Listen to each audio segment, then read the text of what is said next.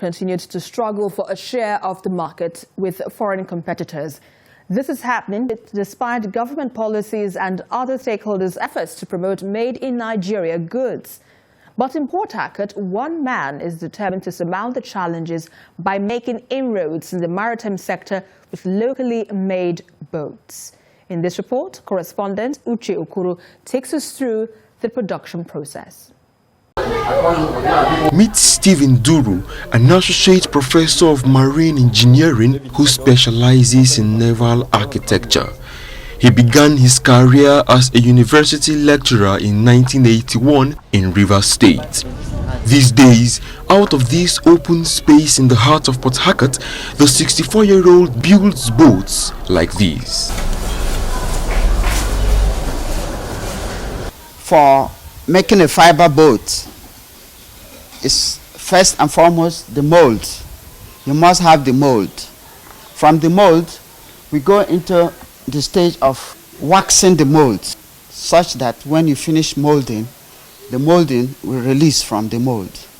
So after that, the next process is to prepare the chemicals we use. The chemicals we use is polystyrene monomer. We just simply call it resin. It's like granite oil, but it's not granite oil.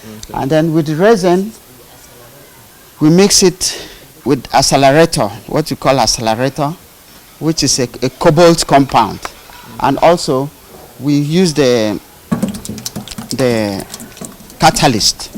These are chemical terms. Okay. We mix them together, and then we lay the mat. For example, that is the mat there. Okay. We lay the mat, and we lay the one that's called woven. Okay.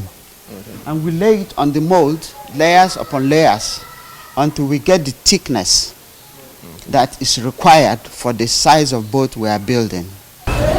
Here is his latest creation, a 30-man capacity ferry.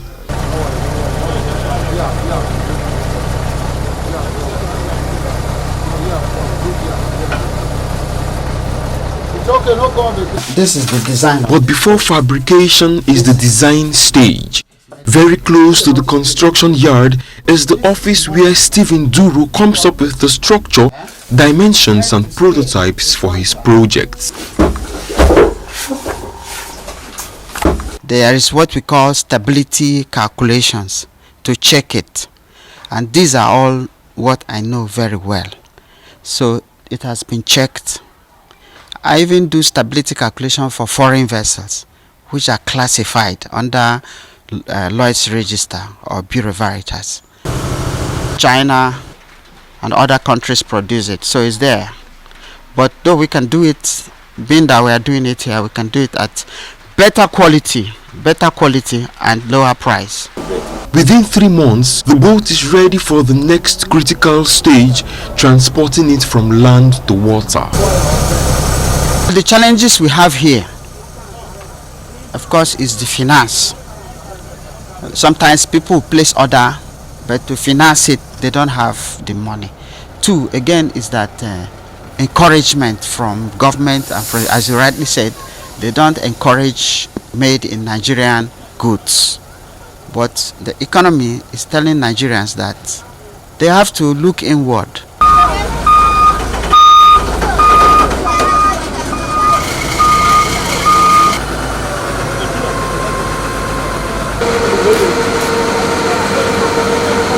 We can build not only of fiberglass, we can build of wood, which we have in abundance here.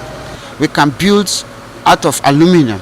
We can build out of steel, different grades of steel. So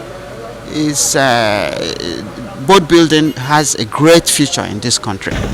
Fitted with two 200 horsepower Yamaha engines, this passenger boat is capable of reaching a speed of 30 knots on water.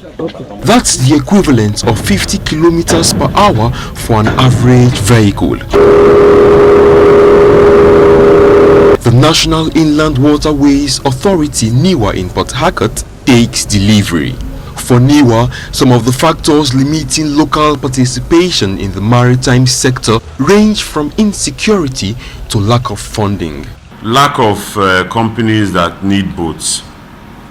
Some of these foreign companies have been closed down as a result of militancy.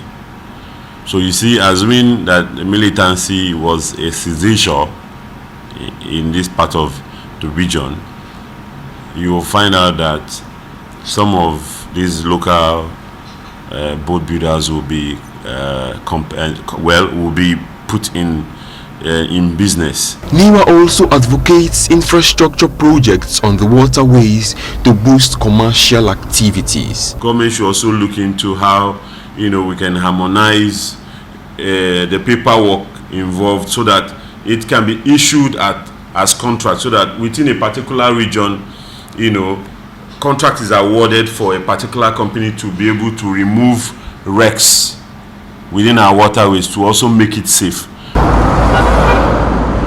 There are a lot of prospects for local boat builders in Nigeria, as the country is blessed with the expertise, the manpower, and as you can see behind me, the natural environment for the business to thrive.